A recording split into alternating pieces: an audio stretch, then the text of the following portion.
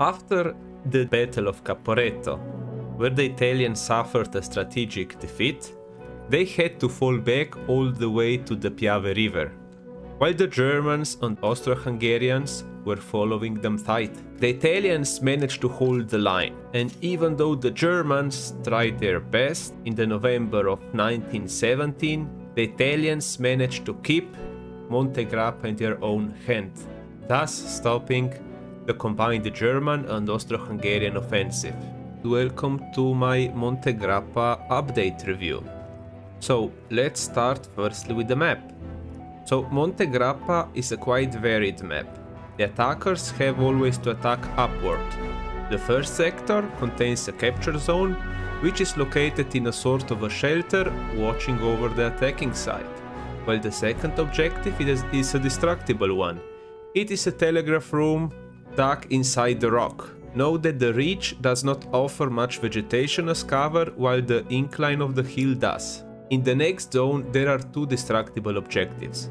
Artillery guns in both cases, where objective A is located on the side of the hill, while B is again on top of the ridge. Vegetation is getting scarcer like other maps. There is quite a lot of trenches spanning from the attacking towards the defending side, which will lead to more trench warfare. The third zone moves on the ridge, and as we get closer to the next zone, this zone gets narrower, thus tunneling the battle. Here we have one destructible objective, which is an ammo supply inside an intertwining caves. This will be heaven on earth for people using the ice pick or any other form of close-quarter melee weapons. The cave system is complex, unlike anything we experienced so far. On top of that, we find a couple of huts. Now, passing by a downed Italian bomber, we get to the fourth and last sector. This one takes place on a slightly snowy mountain. In here, there are two objectives, one capture zone and a destructible artillery gun. The defender's trench is located on the highest part of the map, shielding both objectives. The zone gets wider again, but is very shallow compared to the previous one.